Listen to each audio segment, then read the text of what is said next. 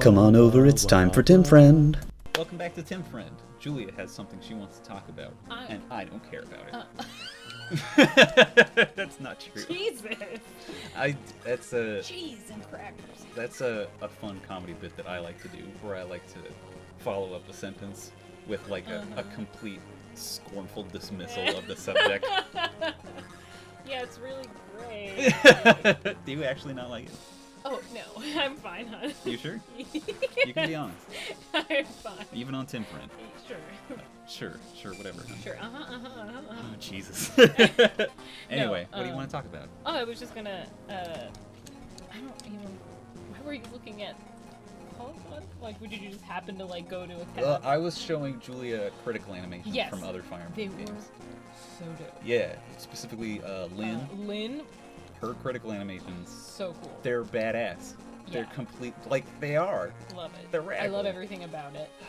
Hector, the Armods one, where he slams the axe down. That was... Fuck. I think of Hector's... Because, like, some of them, like, had really cool regular crits, but like, in Hector's I felt like was pretty standard. Yeah. Until you get to Armad, is that what it's called? Armods? It's the axe we actually got in the last mission. Yeah. Oh. I know. Oh. It's a bummer. Yeah, I was gonna say, why was it in that cave? Well, it's because... Didn't he have it? No, he returned it after Fire Emblem 7. But, like, Durandal, we have Durandal. Ellie would use Durandal. Oh. I don't care as much about Ellie. Damn. You heard it here Julia first. Friend doesn't care that much about Elliewood. She's also bad at speaking. Oh, baby. I know. I'm just like, I was trying to say, like, you heard it here first? You heard it here first, folks. Yeah, I really struggled with it. It's okay. I struggled with your name. Yeah. But Ghibli. You wanted to talk about Ghibli. I want to talk about Ghibli. What have you seen of Ghibli? What have I seen of Ghibli? Yeah, in the movies. I feel like we've watched a couple. Ghibli movies are animated movies by Studio Ghibli. That's what we're talking about. Yeah. Look up Studio Ghibli. Ghibli. If you haven't heard of them, where have you been? I mean, I don't know. I never want to judge people for their shit because you know how I don't know about a lot of pop culture that's shit from my true. That's very true. So if you don't know about it, that's fine. But they're very good animated movies. They're great. I've seen Howl's Moving Castle. Okay. I've seen Kiki's Flying Delivery Service. You did? Yeah. Did we watch it? No. Okay. I watched it without you. Alone at home. No, I watched it with. I watched it at our friend Nate's place. Because I remember he were had doing it other playing. stuff and he just had it playing and then I just watched it. Yes. Yeah. I love. What did you think of Kiki's? I liked it. I thought it was cute. It's very like Kiki is what they used to play. That was like that was my first Ghibli movie because they would play it on the Disney Channel. Really? Yeah, when I was growing up.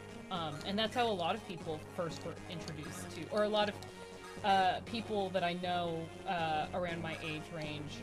Sure. In the U.S., obviously. Yeah. Like not everything's going to be coming from that perspective. Absolutely, and a lot of my friends were introduced to Ghibli through that, but obviously not all. But because they played it on Disney Channel. So it's the case specifically with Kiki's Flying Delivery Service. Yeah, so specifically. I've also seen Spirited Away. Okay. Yeah. When did you watch that? I don't remember when, but I know I've watched it. It came out. It won an Oscar. Mm-hmm. I love Spirited Away. My God, I love all of those movies so much. So, what do you like about them? Okay, so I wasn't expecting this. No. I'm just thinking about like what. Okay. What do I like about the first thing? I'm like almost trying to rank what I love best about them. Okay. Because there's like a few things, but I think the most important thing, and this is not a surprise, is the music. They do have beautiful music. And that is that's a big thing for you. It is a huge deal for me. Absolutely. I connect with media very strongly through music. Mm-hmm. And if it has, namely, like, if it has really good music, right, I tend to just love that thing more. Right. like, I feel like there's even, like, a big reason why I love Guardians of the Galaxy so much. It did have a great soundtrack. Just because it had a great soundtrack. It's why I love Edgar Wright movies, because he's really, really good at picking just, like, fantastic soundtracks. He is. Yeah, so, but Ghibli score. And hold on, I'm just going to look up really quick who the composer is for Studio Ghibli. Composer. I'm sorry, but I really want to get his last name right. No, I wasn't groaning. No. At you. I'm just in general. I'm considering my strategy, because right now I've just been waiting for these reinforcements to show up. I think I'm just going to start backing up across the bridge. Because I'm going to have reinforcements coming from the top anyway, so I might as well be in position to receive both of them. Okay. Anyway. Ghibli composer. Ghibli composer. I knew that his first name was Joe, but his last name is... Ghibli. It's incredible. Hisaishi?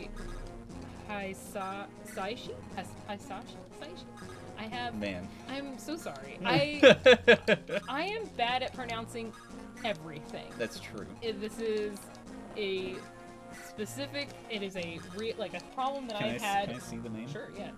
I'm sure you would be able to. Hisaishi? Yeah. Like, that's it. Like, but, It's Hisaishi.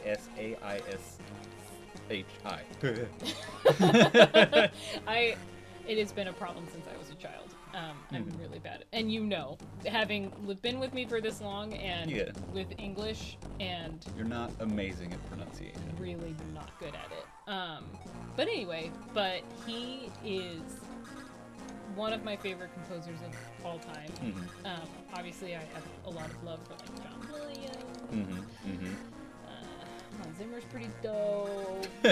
What up, Zimmers? I mean, Hans Zimmer's like, he's not like my top 5, I would say, but he's pretty dope. I'm just trying to like think of composers off the top of my head. Sure. But this guy, the music that he writes, is beyond, like, it is like my ideal. Like, it is. I love the music. I was listening to a cover of the, I think it's called One Summer's Day or something like that, from Spirited Away. This is its main sort of theme. Sure. Its main motif? Motif is, I don't know music stuff. A reoccurring motif is sort of a reoccurring, a set of sounds. Exactly, or notes. Sure. It's a smaller piece. Right. But I mean, I guess you could say like there's a few notes in that are it has that a reoccurring motif. Okay. It's been a while since I've seen it, but it could. But basically, sort of its main theme is this song. And I watched a cover because Natalie sent me a video of someone doing a cover of it on a cool instrument. Can't remember what it's called. Marimba? No. It was like a finger, like, little, like... Piano? It was interesting because it had these, like, keys, and then you play... No. They had these, like, protrusions of metal that would stick up like this, and you would flick them with your finger, and they would produce like a little chime. And it was so cool. I will look it up between episodes, but well, this is the last one of the session. Oh, shit! I mean, you'll have plenty of time to look it up at least. But it was I just heard that song again because I watched this video, and it is so heartbreakingly good.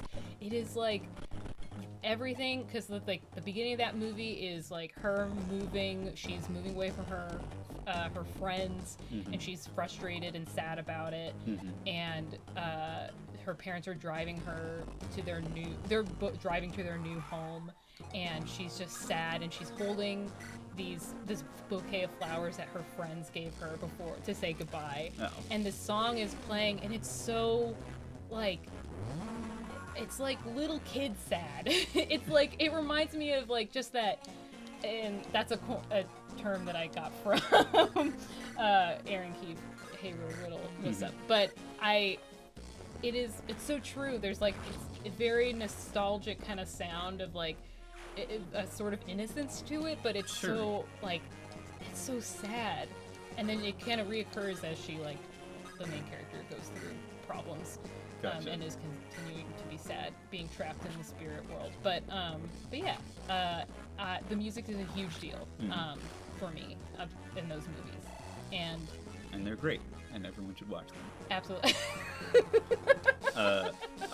I don't mean to just cut you off completely. This is the end of the episode. It is. But the end. Before we go, what's your favorite Ghibli movie? Princess Mononoke. Princess Mononoke. Real quick, why? It is badass. That's interesting. It is violent. It's like one of the only few very violent Ghibli movies. And that's not necessarily why I love it, but like, because I don't generally like that. But one of the main characters is a woman, and she's badass. Takes names, and it has a slight romance in it. So, there it is. I wasn't hunting for that. I'm sorry. No, absolutely not. It was just I was thinking of why I liked it, and I was like, oh, Julia. If you had to recommend a Ghibli movie to someone who's never seen a Ghibli movie before, what would you recommend? Spirited Away is probably just amazing on its own. If you want something really light, Kiki's Flying Delivery Service. Howl's Moving Castle is also very good. It is. But it's a little long. It is long. I was going to say that. So I wasn't sure if it was actually long. No, it is a long movie. Kiki's great, and Spirited Away are really good entry points. And then if you want to get into the real shit, Princess Mononoke is very cool. Well, right on. Well, thank you very much for listening to our Ghibli cast. I know shit! We're making progress. I've left myself with a little bit of a puzzle for next time. What even happened? I wasn't paying attention at all. Honestly, it's been super boring. I've just been killing the reinforcements that have been showing up. Sure. No one's really been in danger, but I do have to figure out how to kill some of these guys with who I've got left among the people who can even reach them. Okay. Which is tricky because they're all using lances, but I don't think any of them have the killer lance. The biggest threat is just the paladin with the silver lance. And we're just going to keep sort of backing up across the bridge. I say backing up, even though it just looks like we're charging across the bridge, because we're going to be keeping like boars and other heavy defense people in the back. So it'll probably be like here by the time the next wave of reinforcements spawn, and then they'll crash into our wall again as we keep marching endlessly towards oblivion. Sorry, that's what we do in life. Towards the boss. Any last words, hun? Before you die? No, before the session ends? Last words, Mr. Bob? I don't know. Watch a Ghibli movie. Take care of yourself. Black Lives Matter. Be a good person. Never stop. Never stop. Bye, everybody.